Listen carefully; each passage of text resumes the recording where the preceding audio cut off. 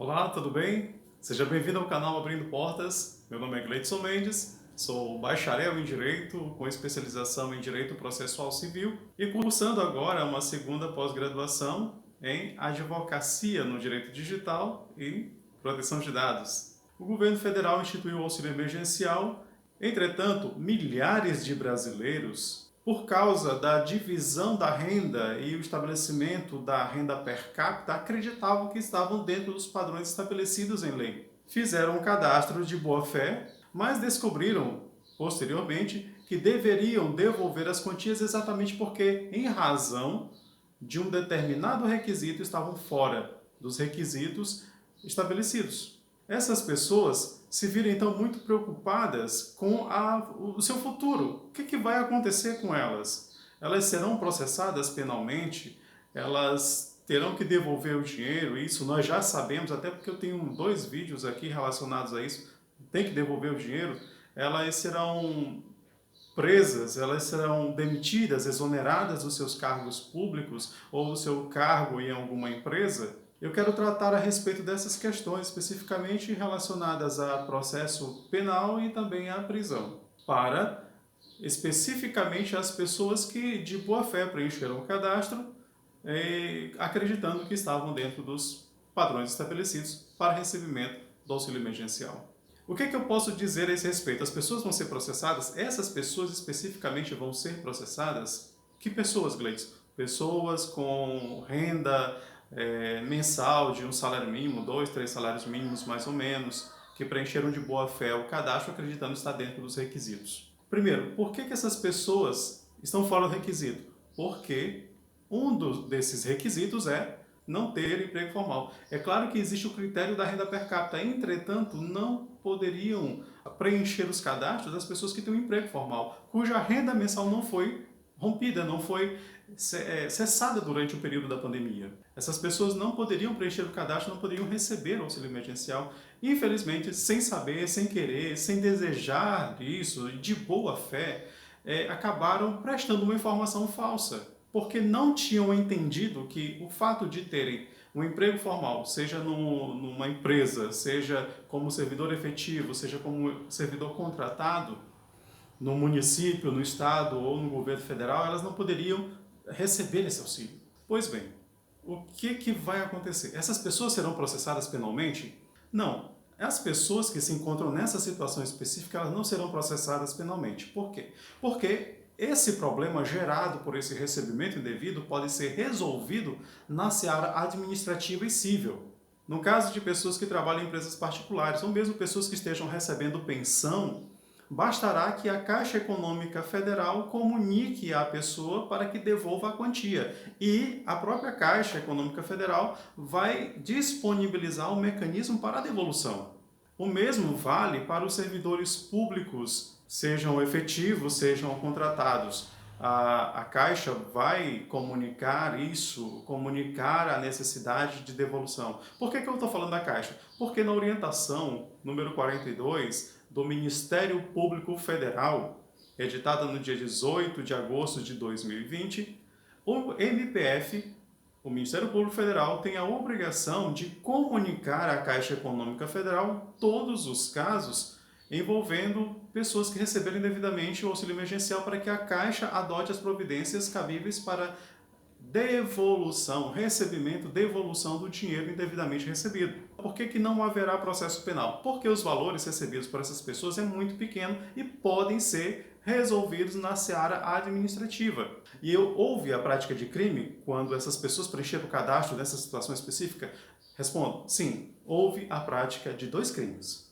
Sem a intenção de utilizar-se do crime para obter vantagem. Repito, pessoas que preencheram o cadastro acreditando que estavam dentro dos requisitos estabelecidos, elas cometeram um erro que, infelizmente, de acordo com o Código Penal brasileiro, são crimes. Esse fato específico é importante em um processo de apuração, no inquérito de apuração do ato delituoso? Sim, é importante, porque fica evidente que o ânimo da pessoa não era o cometimento de uma prática delituosa para obtenção de uma vantagem. Na verdade, ela, por má interpretação da legislação específica do auxílio emergencial, acreditava que estava dentro dos padrões. O Ministério Público Federal, a Polícia Federal, a Controladoria Geral da União, o Ministério da Cidadania, esses órgãos de controle, eles irão atrás desses casos especificamente para processar as pessoas penalmente? Não, elas não irão processar as pessoas nesses casos específicos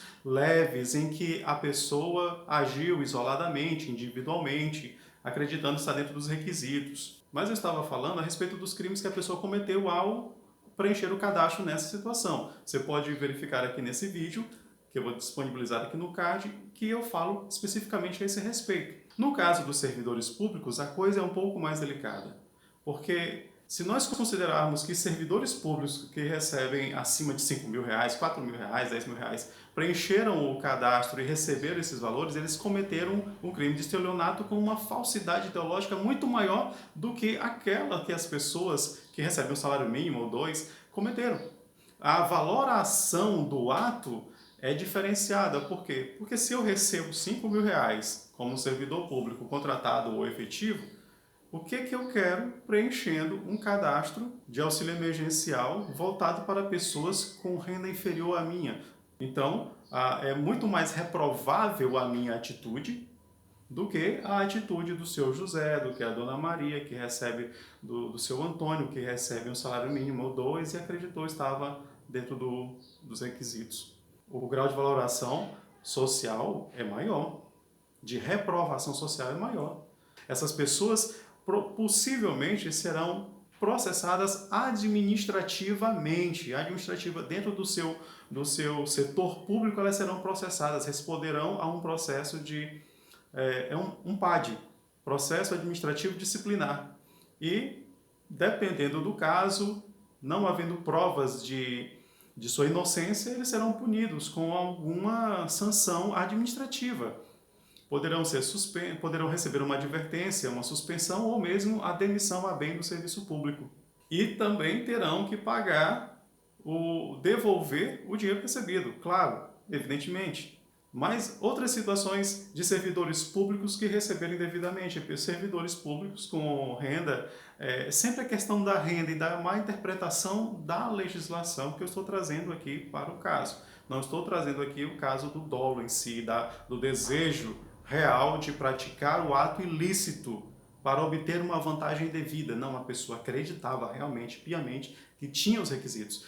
Então, para essas pessoas especificamente agora, elas podem ser administrativamente processadas? Podem. É possível? Sim. Depende do gestor público, depende da gestão pública entender pela instauração de um processo administrativo disciplinar ou não. Depende muito da própria gestão. Mas aqui prevalece, dentro da administração pública, o princípio da razoabilidade e também da proporcionalidade. Ninguém pode ser punido além da valoração do ato praticado.